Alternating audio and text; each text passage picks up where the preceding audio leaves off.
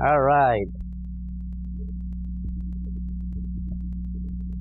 Let me read your story first. Okay, the title of the story is The Thrill of Flying.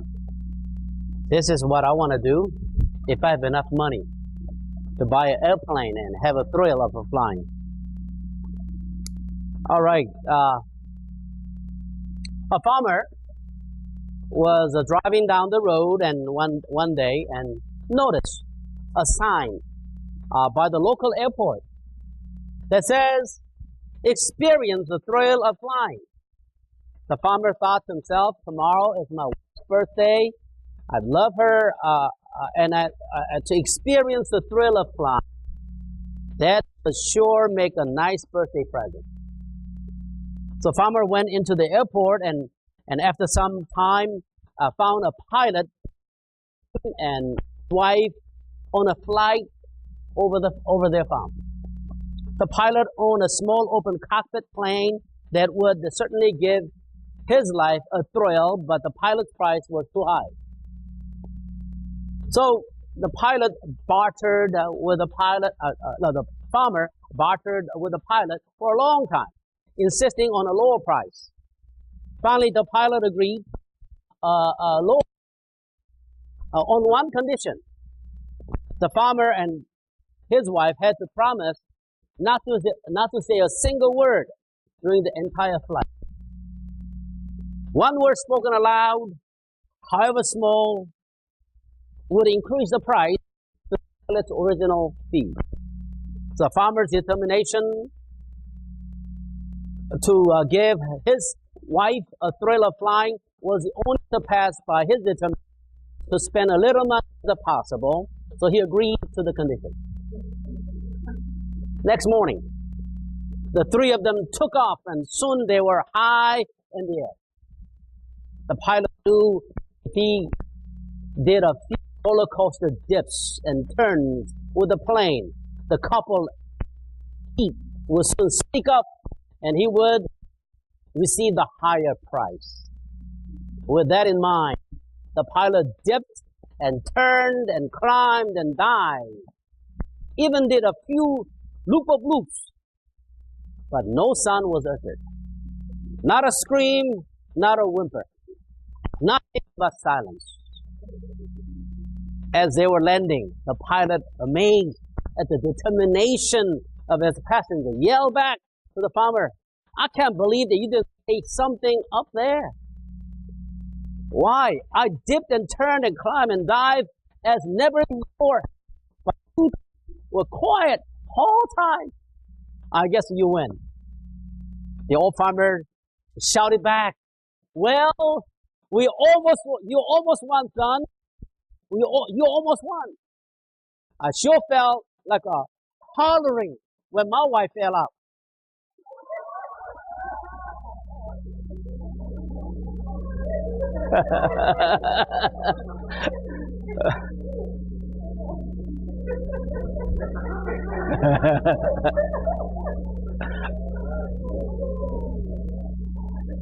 What was his problem? Or the problem of the pilot? What was the problem of the pilot and the farmer? What was the problem? Huh? What? Money? What's that? Money-minded? What else? Where's the money-minded coming from? Greed? Where's the greed coming from? Huh? All right, you got it. Self-centeredness. All right? Different word for self-centeredness. What can you come up with? What can you come up with? Okay, pride. What else? Arrogance. What else? Huh? Conceit. Okay, conceit. Okay. What about selfishness? Right? What about narcissism? You know what narcissism is, right? Okay, like reflecting yourself in the mirror. You got so intoxicated by the reflection of yourself in the water you jump into. That's a narcissism. All right? What about self-interest? You're only interested in yourself, no one else. What about egocentricity? It's a big word, isn't it? Egocentristic. And what about egotism? Okay, we use different words of English to describe self-centeredness. Okay, it's all about what? Big I problem. Nothing else but big I problem. You know what? Most of the problems we have, okay? Oh no, let's talk about egotism first. How do we define egotism? What is it? How do we define it? You know, the Oswald Sanders, he's a giant on spiritual leadership. He said this: egotism is one of the repulsive manifestation of pride. It is the practice of thinking and speaking much of oneself. The habit of magnifying one's attainment or importance. It leads one to consider everything in relation to himself rather than in relation to God or welfare of his people. It's all about what? Me. You know, from the childhood, as we grow up, from the baby, you know, the first word that we usually learn is what? Me. Or me, mama. Me. Always what? Me first. Okay, me first. They cry because they're hungry, right? Yeah, me first. Okay? You know, but all the problems, you know where it's coming from? If you go to the root of all the problems you face, or you think that people cause to you, you know where it's coming from? Okay, it's always coming from what? Big I. Big I. Nothing but big I. Me. You are the problems. You are the cause of all the problems. But sometimes, what do? We always blame others, your own problem. And that we operate, you know, our society. Yeah. All it comes down to what? Big I. Big I. But look at the life of Abraham. You know what? How would you define? How would you? What word would you use to describe the life of Abraham? Selflessness. Okay. What else? What's that? Obedience. Okay. Faithfulness. What else? What other words would you use to describe the life of Abraham? Honest. Okay. You know, as I look, the life of Abraham was recorded, okay, intensively in the book of Genesis. Okay. If you go and read a book of Genesis, if you miss Abraham, you haven't read the book of Genesis yet. His name is all over the place. Not only Old Testament, but if you come to New Testament, what name do you find the most? Abraham. Especially in terms of faith we need to have in Jesus. Okay? But so knowing the life of Abraham is very important because it helps us to build up our faith. Okay? So coming with one word that describes the life of Abraham, what could that be? You know, I've been searching and going to place and one place to another. I come up with this conclusion. You know what? The life of Abraham is what? The freedom from I. Simple as that. His life represents a freedom from selfishness or pride. Even if he showed a pride in his life, you know what? He took care of that. He didn't go on, okay, showing his pride to others. What were some examples where we see Abraham is free from big I problem? Where is that? Where is that? What other instances can you come up with where we see Abraham is free from his own self? What is that? Okay, you know, he had all the right as an elderly man to choose what is the best out there, but he let what? Lot to choose first. Okay, I have them, you know, here. The first one is leaving from his father's house. Okay, and second one is departing from Lot. That's correct. And what else? What about Isaac? Offering Isaac as what? Sacrifice. He was the only son, but he regarded God's command more than himself. Right? So offering his own son as the altar on the Mount Moriah. Okay. So looking at his life, we see his life is free from what? Big I problem. All right. Where do we find Abraham first in the Bible? Book of Genesis, correct. That's correct. You know, Book of Genesis. And Genesis chapter 11, verse 29 and 31. And Genesis 12, 1 to 4. That's where we find Abraham first. I'm going to show you the whole text here. Okay, let's take a look at it together here. Then Abram, I want you to remember his name first, okay? His name is not Abraham. What is it? What was his first name? Abram, okay? Abram and Nahor took wives. The name of the Abram's wife is what? Was Sarai or Sarah, okay, Sarai. And the name of the Nahor's wife, Milcah, and the daughter of Haran, the father of Milcah, and the father of Iscah. The Sarai was barren. She had no child. And the Terah took his son Abram, his grandson Lot, the son of Haran, his daughter-in-law Sarai, his son Abram's wife. And they went out with them from Ur of the Chaldeans to go to the land of Canaan. And they came to Haran and dwelt there. That's the first reference that we find in the Bible in reference to who? Abraham, okay? Abram, okay? The second one is this, right after that, Genesis chapter 12, verse 1 to 4. The Bible says, now the Lord has said to Abram, of your country, from your family, from your father's house, land that I will show you. I will make you a great nation. I will bless you and make your name great. You shall be a blessing. I will bless those who bless you. I will curse him who will curse you. All the families of the earth shall be blessed. And so Abram departed as the Lord has spoken to him. The Lot went with him. The Abram was 75 years old when he departed from Haran. Okay, very simple.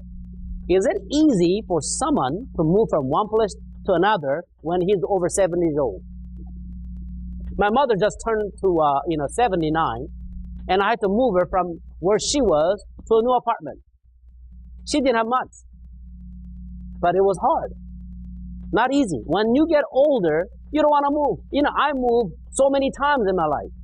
I moved from Michigan to Minnesota, Minnesota to Los Angeles, Los Angeles to New York to Dallas, Texas. I think I moved more than 15 or 20 times already. When you come to my age, I'm sure that there are several folks out there who are older than me, but those who are my age or older, you don't want to move. I'm sick and tired of moving. You know how many books I have? I have more than 1,000 books in my library. How would I pack all those? Not anymore. I don't have any energy to pack them. I don't want to move. But Abram was told to move from family members where he grew up to a place he never knew of. Unknown world. What would you do when God told you to move somewhere you've never been? How would you respond? Huh? Nowadays we have we have to Google it, just Google it. My daughter is going to move to Pampa, Texas. She already Googled it. She never been there, but she knows exactly what's out there. Only one Walmart, she said. No Chase bag. She already knew that. She had to drive 75 miles to get to, Taco Bell. She never been there, but she knows exactly what's going on out there. But in those days, I'm talking about 3,000 years ago, there's no Google. There's no internet. And God said, you go there. But he didn't know what's out there. What would you have when God said, hey, you move from this place to somewhere you've never been? What will come to you first? Fear. Right? Quite a change, isn't it? And especially at the age of what? 75. My goodness. And you have to pack everything you got. Archaeologists went down there and dug out the place where Abram lived. You know what? He was a millionaire by then. He had a lot of things. They found that there are 3, not car garages, but chariot garages. Okay? So I'm sure that if he were living in our time, I'm sure that he'd drive Mercedes-Benz, maybe, huh? Okay, he was affluent, well off, from better off than any other people around him. It's easy for you to move when you don't have anything, but it's not easy when you have a lot of things around you. When we moved from New York to Dallas, we cover 3/4 of the 18-wheeler. Okay, we had a lot. Okay, we sold them a lot when we moved. Now, if someone asks us to move, they got to bring two in 18-wheelers to move our stuff. It's not easy to pack them all. You see what I'm saying? And he was age 75, and he had a lot of stuff to pack. And God said, go. How would you respond? You know what I said? That's what you said? I'm going to go. Why? Why? Because he's free from I. Nothing else but I. All right. Abram was cold. Okay, Hebrew 11:8. The reason he was able to say, Lord, you said so, I will go, it's because of this. The Apostle Paul says, by what? By faith. Abram obeyed when he was called to go out to the place which he would receive as an inheritance. He went out not knowing what? Not knowing where he was going. He was able to say, God, that's why you want me to go. I will go because he had faith in God. See, faith always gives us a confidence and courage to challenge the unknown world. Okay? You know, someone says that the risk, you know what risk is, right? R-I-S-K. Someone says the risk spells out F-A-I-T-H. Okay? I know that if you try to something that you don't know anything about, you know what? There's risk always there, right? You can try it because you have what? Faith. If you don't have a faith, you don't even want to dare to try. Okay, Abram was able to go out because he had a faith. Okay, facing the risk. Laid his life. All right, and here, where did he leave from? The Bible says, very simple, right? Genesis 12:1. The Bible says, not the Lord said to Abram, get out of your what? Country and from your family, from your father's house, to a land that I will show you. So God asked him to leave where you are. In the place he grew up. Place where he made so many friends with. All the relatives around there. You know, Eastern societies. You know, families do not live in a separate apartment. You know that, right? Here, mother, daughter, granddaughter, or son, grandson, you know, they live their own place, right? In Eastern culture, they live it under one house. That's the way it is. And he said, you're going to get out of there. Not easy. And from your father's house, from your family, what do you think God meant leaving from their father's house? What do you think he meant? Not just a physical father's house. It's more than that. You need to disassociate yourself from your own culture, from your own religious, your family backgrounds. Whatever you've been with, you have to leave them alone. You have to leave from there. You know, Ellen G. White says this. The Lord's call required Abram to make a complete break from with what? With the past. All those things that you've been doing, you need to break from. And he not only had to leave the land of the two rivers, Mesopotamia, in which Ur as well as Haran was situated, but also had to give up what? His family ties, even his father's house, never to return to those of his own blood and race. It was a severe test. Wow. You know, all the past, 75 years of past, he had to disconnect himself from that. All the family ties, cousins and nephews and what else? Uncles and what else? Aunts, all the family that you've been with. You need to disconnect yourself from that. Wow. What's the significance of Abram leaving from his home to us then? What is it? What's the significance? This is the first time God called Abram. Okay? Why do you think God called Abram to leave his family first? Why is that? By being there, where he grew up, he could not be a man God will use to make a great nation. He has to disassociate from his past, his old education, all those religious and cultural background. There, God can do much about him. What's the significance of knowing that to us? You know what? There's a significance, spiritual significance for us. You know what that is? Galatians chapter 2, verse 20. The Bible says this. I have been crucified with Christ. It is not no longer I who live, but Christ lives in me. The life which I now live in the flesh, I live by faith in the Son of God who loved me and gave himself for me. So, what's the connection there? What's the connection there? Abraham and us. What's the connection there? For us to enjoy the life that Jesus has given us, you know what? We need to disassociate with our past.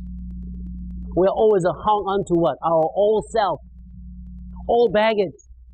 You know, a lot of Christians come into church and they say they are a new person, but they bring all kinds of baggage into the church. Those who had an anger problem, they still show what? Anger in the church. We bring all kinds of baggage into church, and we don't wanna touch it. You know what? God said, you need to disconnect yourself from whatever you did in the past. Otherwise, God will not do any miracle for you. That's what He's saying. You know, there are more sentences here. See here, Galatians 5:21, 24. Those who are Christ, have crucified the flesh with its passion and desire. Whatever you are passionate about in the past, whatever desire you had in the past, you have to leave it. It's like it's like Abram leaving his fathers behind him. A lot of Christians come into church. They still suffer from those things that they suffered before they knew the Christ. Now, once Jesus came, you know what? He's willing to take care of your problem. Big eye problem in the past. Let Him take care of you. But sometimes, no. Don't come to me. It's okay to know that Jesus saved me, but all my past, I'm going to leave it alone. God can do anything for you then. Okay? And Romans chapter 6, verse 6, knowing that our old man was crucified with God, with Him. We always what? Hang on to what? Our old man.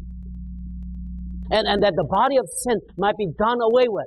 That we should no longer be slaves of sin. Jesus said that we become a new creature. It's good to know that, but when we come to church, we don't act like a new creature. Okay. Then Jesus can do anything for you. See here, Jesus said, what did Jesus say? I said to you, He said to His disciples, if anyone desire to come, after me, let him deny himself and take up his cross and follow me. What do you mean, Jesus? What do you think Jesus meant? Denying himself and take up his cross. What do He meant? You need to crucify your old self, old man, on the cross, and start your life anew.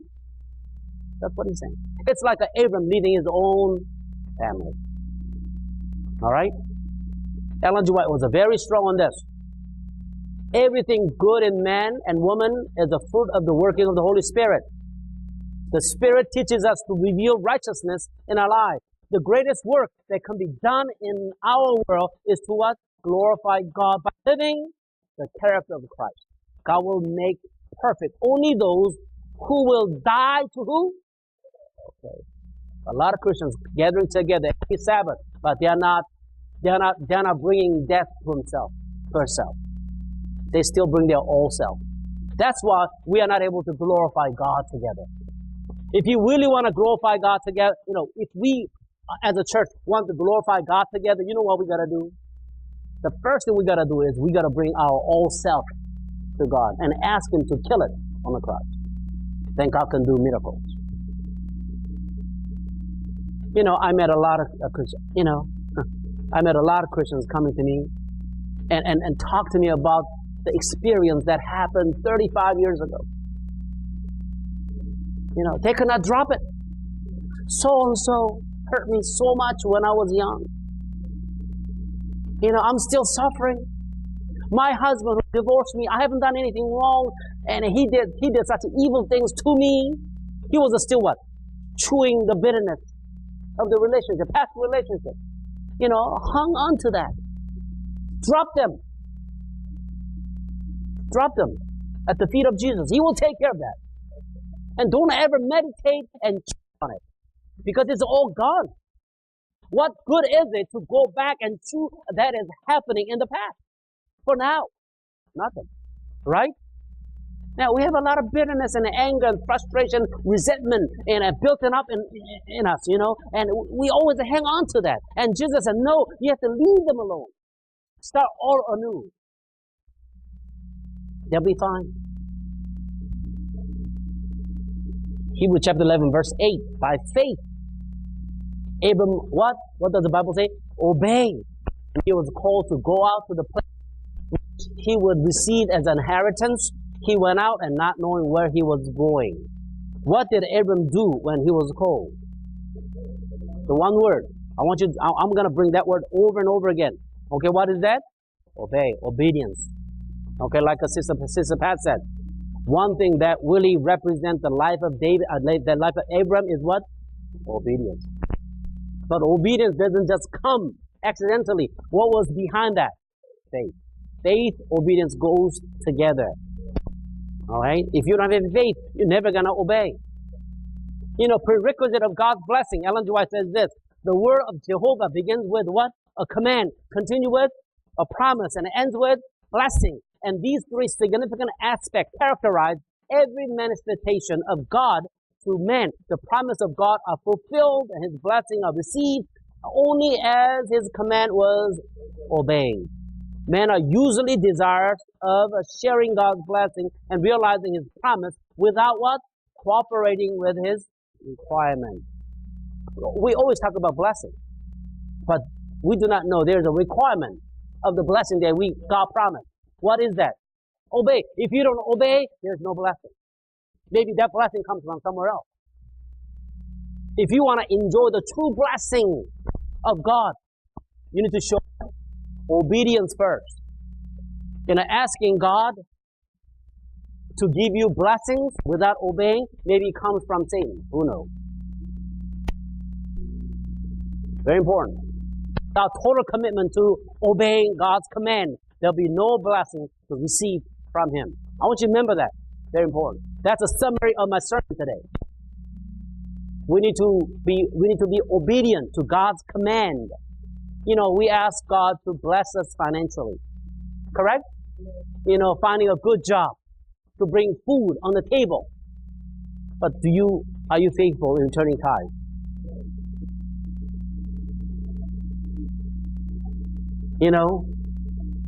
We ask God to bless us and our family, our future, but are you faithful keeping his Sabbath?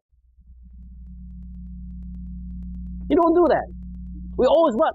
We are always interested in blessing. If you go to other religions, you know what they're after as well? Blessing. Blessing. It's very interesting. 2 years ago, in the wintertime, I went to Korea. And you know what? If you visit, some of you guys already gone there, and I don't know whether you know it or not.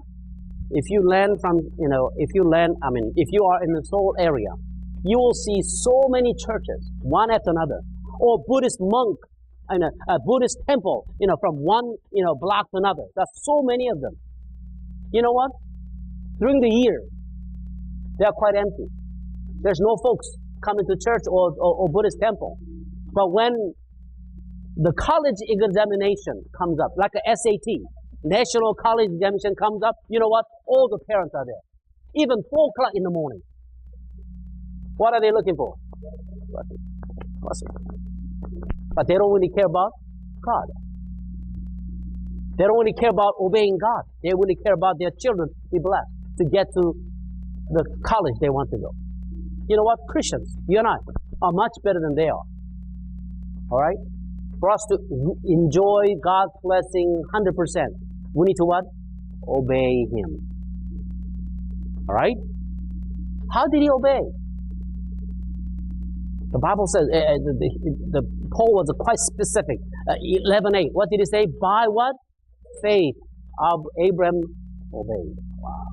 So, the reason we are not obeying, the reason I don't see any obedience in you toward God's commandment is the sign of what? Lack of faith. If you don't have faith in God, you're never gonna obey. So, disobedience comes from where? Lack of faith. Or no faith. That's why Jesus so many times Oh, man of what? Little faith. Oh, no faith. When there's no faith in you, you're never gonna obey Him. Gladly, cheerfully. You can obey grudgingly. I see a lot of Christians coming to church, obey God grudgingly. That's what you said I will do. But there's no faith inside. And there's no blessing. No blessing. Okay? So by faith. So in order for us to obey God, what do we need to ask God to do? Increase our faith. That's what we got to do. Okay? You know what? Obedience is evidence that we have a faith. Listen what the James says. What did it say? What does it profit, my brethren, if someone says he has a faith but does not have what? Works. Can faith save him? James 2:20. It says, do you want to know, O foolish man, that faith without works is what? Dead. Okay, and James 2:20, it's so many over there. It says what? See that the faith is working together with works. By works, faith was made what? Perfect. And the last one, 2:26, the Bible says, as the body without the spirit is what? Dead. The spirit is a breath. Okay, body without breath is dead. So faith without works is dead. Wow. So faith and obedience goes together. It's like a balance. Okay? Goes together. It's like a coin that has what? Two sides. Faith and obedience goes together. But which comes first? Faith got to come first. You build up the faith in God. You know what? It motivates you to obey His commandments. Okay, you don't push yourself. Oh, you force yourself to obey. No, because it will bring more frustrations. Okay, unhappiness in your Christian walk. But if you ask God to increase your faith, you know what? The obedience is gonna be a joy and delight. Okay, the secret of the obedience. You know what? Then why do you think that they were able to obey, building up so much faith? What's the reason? What's the reason? You know what? Something I found interesting. I'm going to share with you. There's a secret of their obedience in their name. Wow. This is something you may not have heard before, but I'm going to share with you. When they were called, what was their name? What was their name? Okay? When they were called by God, their name was Abram and what? Sarah. Okay. Then, you know what happened? But their name has been changed to Abraham and Sarah. Interesting, isn't it? God changed their name from Abram to Abraham and Sarah, Sarai. Okay? Sarai to Sarah, let's say that way. Okay? Why is that? Interesting. God changed names, right? Let's some example. Jacob to Israel. Okay? And there's another one in New Testament. Saul to Paul, that's correct. And one of the disciples, Bartholomew. Bartholomew become Nathaniel later on. Interesting, isn't it? And also Peter, his name was Agaba, but his name was changed to Peter. When name changed, okay, there's a significance. You need to know why. Interesting. Let's look at it. What's the significance of their name? Their changed names. Let me show you. Abram to Abraham. Look at the way it was written. AH was added, right? Correct? Okay. Okay. AH was added in the middle of the Abram. Okay? Now, look at Sarah now. Sarah, at the end of Sarah, what was added? H. The H is added at the end of Sarah. Then your natural question is what? What is AA? What is AA? Do you know how, AH is a two word, right? In English, but in Hebrew only one character, one letter. Let me do it. Let me pronounce it for you. That's what it is. What is it? Be careful. When I say to each other, you got to be careful because of the spit gonna come out. You're gonna spit saliva to others. That's what it is. Okay? Right. AH. You know what that is? That's the abbreviation of God's name. That's a one letter that represents God's name, Yahweh. Interesting, isn't it? Got that? That's a true form of God's name. What did God do to Adam and Eve when he made them? What did he do? He what? How do you think he breathed? That's it. That's it. Right? He was breathing the life. He was breathing life into their body. Right? Doing what? That's it. AH. That's a true form of what? So what am I saying? What am I saying? What am I saying? The Abram and Sarai was a biological name. Correct? That's right. The biological, the parents gave them to live the rest of their life. But God changed it. Adding what? His name. Because Abram became what? Spiritual name. His name was added. Mary is her biological name. Correct? And now, God said, you are not Mary anymore. You are more than Mary. My name is in you. You know what name represents, by the way? What does name represent? When I say Mary, okay, it doesn't, ring me the way she looked. Understand what I'm saying? And let's say that 20 years gone, lapsed, okay, and I'm going to remind myself of Mary, what kind of Mary do you think I'm reminded of? I'm going to say, oh, Mary was a black? No. Am I say Mary, her hair was a curly? No. You know what I'm going to say to myself? Oh, Mary was a kind woman. Mary was a gentle woman. She's always to serve. Those things will come up, right? Name always represents the character, the way you are. The reason God added his name into Abram was that Abram supposed to represent who? God in his life. Okay? Why do we need to increase our faith? Why do you think we need to obey God? Because we are in the business of what? Representing God. Representing God. Last Wednesday night we talked about high priest, the way he conducts business on the Day of Atonement. No mistake was allowed. Once, there was a very tight, order, very strict, a way of doing business on the Day of Atonement. And one mistake was not allowed. Once he made one mistake, you know what happened? God will strike them dead. Okay? Why? One of the members said, why that? God is a God of mercy. Why? One mistake over, he will kill. That was a question raised. That's a legitimate question. You know why? High priest in a holy place, representing who? Christ. Christ never made a mistake, did he? And he was there to representing Christ. You know what? We have God's name in us. We have a God's spirit in us. Who are we representing? God. By what? How? How are we going to represent God? By our faith and obedience. That's what the Abram's life is all about. Faith and obedience. Alright? Is God's name in you? If you just have your biological name that your father and mother gave you, okay, you are still in father's house, your father's house, in your country. You haven't come out yet. Okay? But if God's name is already in you, you are a new creature. Bible says, come out, my people come out of where? Babylon.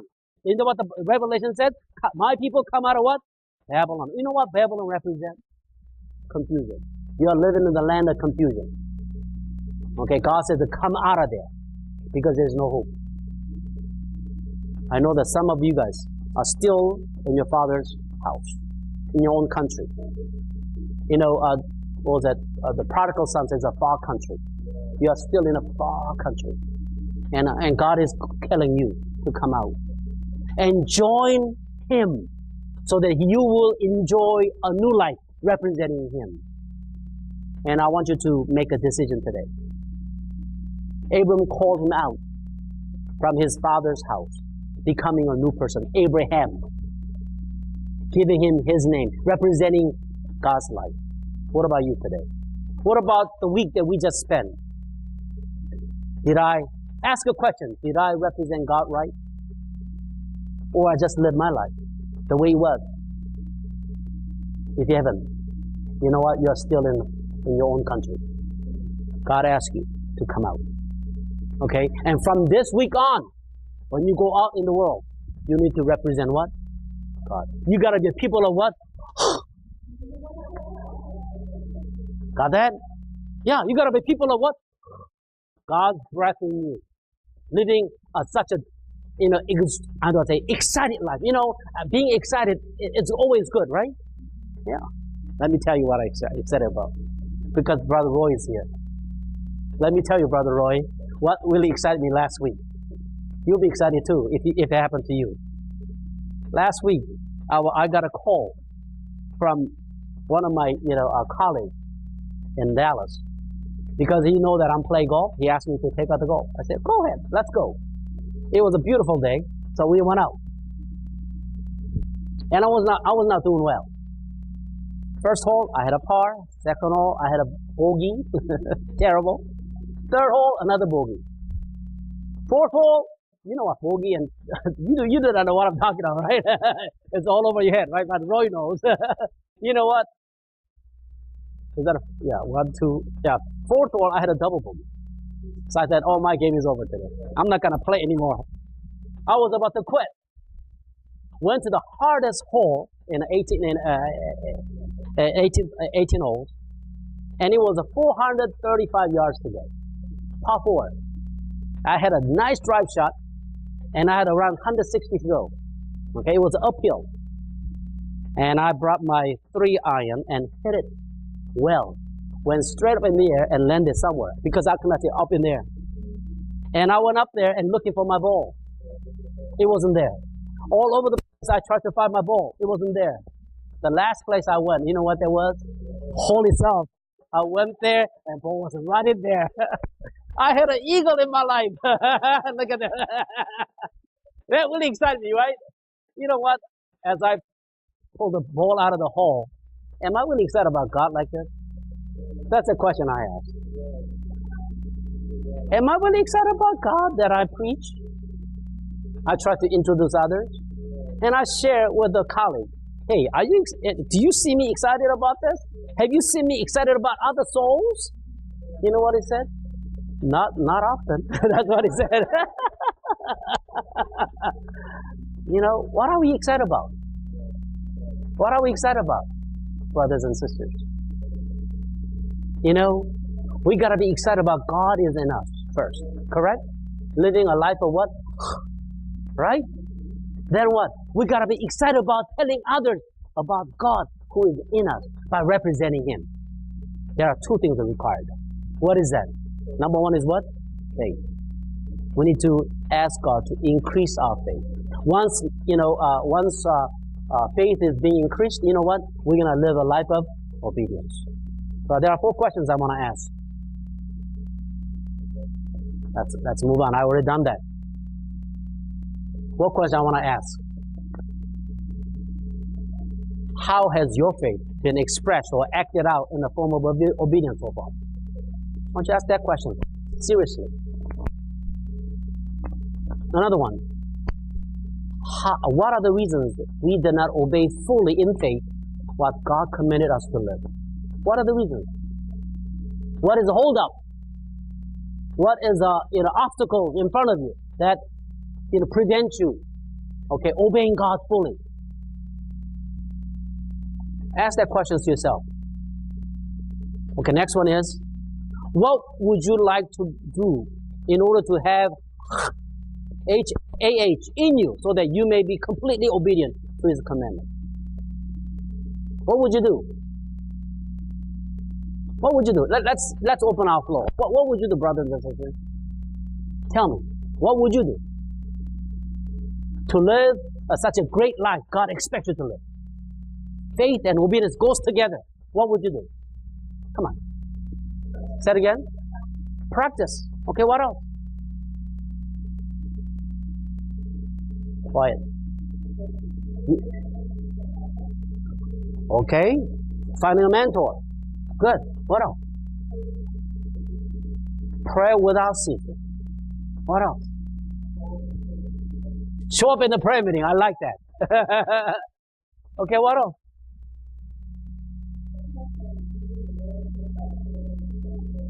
Like that. Let me hear one or two more. What would you do?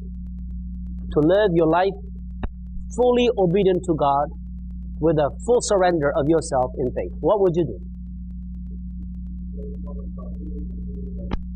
Okay? Be faithful in reading and meditating upon His Word. Good. Okay. All right. How different would your life be as you see your faith acted out in full obedience? You gotta be excited. We can't stop talking about it, right? Brothers and sisters, we are living in a time when we don't see the reality of a faith anymore. Okay? And we are gathered together to make the faith reality in obedience. Would you join me? Okay? So that people when people see us, they don't see us, but they see what? AH in us. That's our job. Let's all stand and sing our last hymn.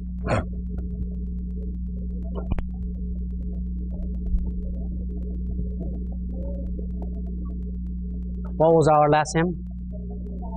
511.